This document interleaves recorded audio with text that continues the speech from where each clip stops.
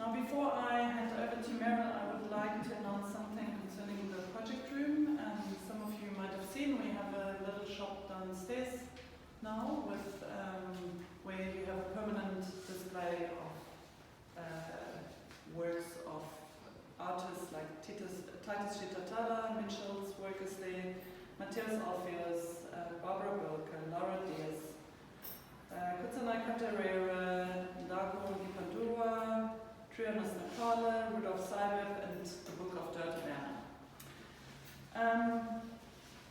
So, we welcome you to explore it downstairs. I guess some of you have seen already there, so, but yeah. Now for Mitchell's exhibition.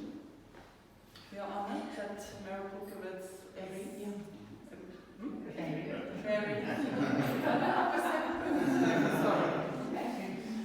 Meryl Berry is opening Grace for us. Meryl was born and raised in Windhoek. She obtained her Bachelor of Arts degree in '75 at the University of Cape Town Michaela School of Fine Arts. She went to complete her higher education diploma at the University of Witwatersrand in '79. Meryl undertook further postgraduate subjects in glaze chemistry and ceramics at the University of KwaZulu-Natal and production pottery at the Durban Technicum. Now you see the connection to this exhibition. She's got a lot of knowledge on ceramics. In her private capacity, Meryl has always been supporting of the arts. The Pulkowitz Foundation, under her leadership as the CEO of the Pulkowitz Foundation, the foundation has grown into one of the most productive and effective corporate social investment agencies in the country, supporting education, health, sports, civil society, environmental and cultural projects. With that, I would like to hand over to Meryl to do the official opening. Thank you. Good morning all. Kindly allow me to share an analysis of this lively, positive and happy body of work. With the positive message and energy, these are truly great works to live with, and it is certain that we will identify with at least one of the three main themes. The often universal condition and undervalued work of single mothers, or mothers seen as the lesser figure in the household, which I'm going to call the endurance of single motherhood, would be the first theme, and the journey of mothers single-handedly raising children, which comes not only with the challenges, but also with the joys, weighing up, making the best critical moves, as in chess moves behind Jeannie there, making the best moves to improve the circumstances of their children, where the incorrect move could be counterproductive. Teaching children, understanding the child's aspirations, bringing encouragement, providing shelter, as in shelter and resistance. Over here. The mother's selfless journey, considerations towards moving in the right direction, as in greener pastures, sometimes a journey, as these two pieces over here, where the journey is quite cumbersome, but done for a good reason, and it brings joy. The result being happy children, as in brave leader, over here, cultural flow, this piece here, free, this one over here, and sad year, where the exhibition wouldn't be complete without some mention of COVID.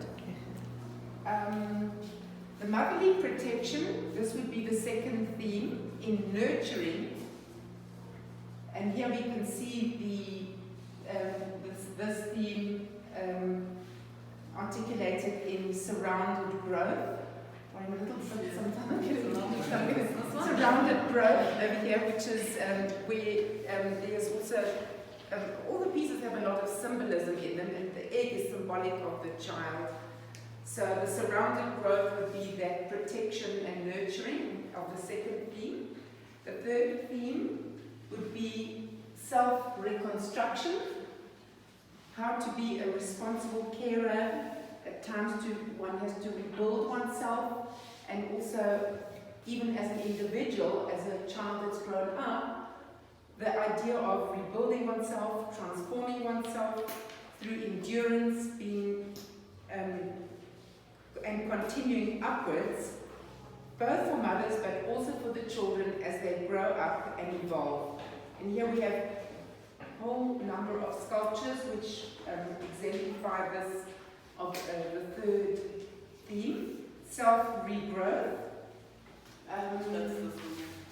reaching for the skies, keep pulling, the second last one here, self-reconstruct, That's the tower. The tower, thank you, resistance, again, this one in the corner, and meditation, that one. Yeah. So whilst we all understand and are enchanted by the depiction of people as they are quite literal, it is their settings where for me the mystery lies.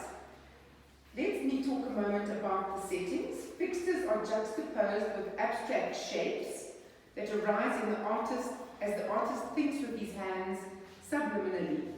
Hands form the material without thinking, and they touch the clay material as a way of thinking in the formation of the settings. The settings being these abstract shapes which have been distorted from their original basic geometric shapes of circles, cylinders. The shapes are abstracted and then forms of your basic shapes, circles, cylinders.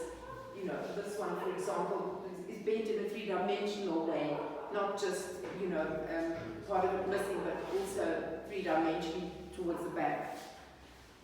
I would like to point out also the exploration of fabric and how the notable aspects, as we all admire the way fabric is depicted either in two-dimensional or three-dimensional over the generations. Here, how fabric is used to show folds over bodies. Here, one that I saw where the folds are so beautifully. And just the way the fabric is so lively in so many of the sculptures. And this one is particularly as well. And in this one I would just like to point out the sculptures called Sheltered and Cultural Flow. And the circle, as I mentioned just now, here bends and resists in a three-dimensional way in some of the pieces. And then there's also the aspect of counterbalance in reaching for the skies. These are just some additional points that I would like to, mention about the works.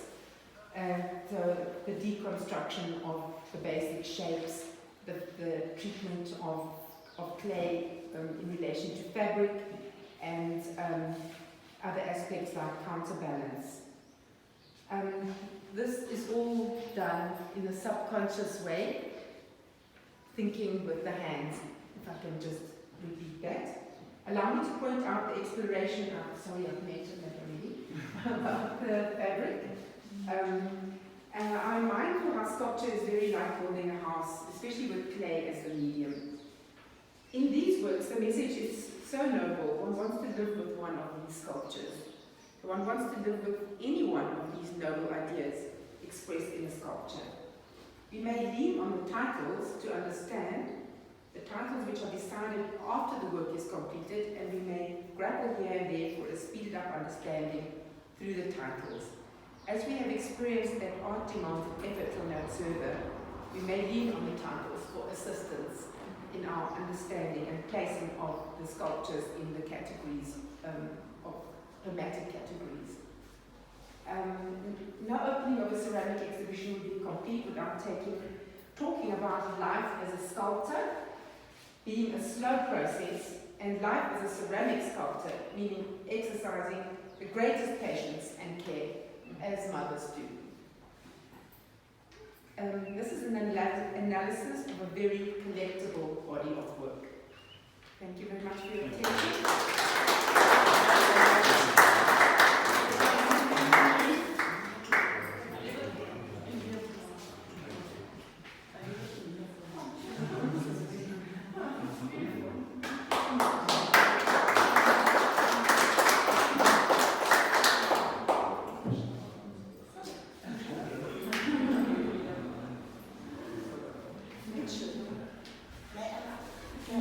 What we talked about yesterday, you should put it on now.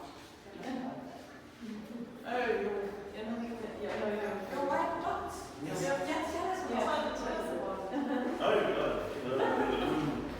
So I just wanted to, together with my works, I normally decorate these markings on the faces of the sculptures to try to create my own personal fiction culture.